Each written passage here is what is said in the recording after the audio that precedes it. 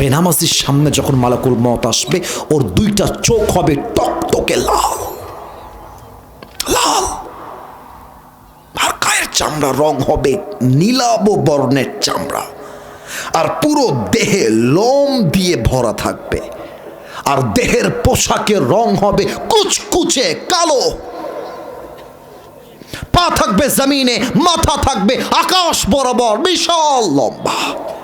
এসে একটা ধমক দিবে, ইয়া আইয়াতুহান নাফসুল খাবিসা উখরুজি ইলা গাদাবিল্লাহ।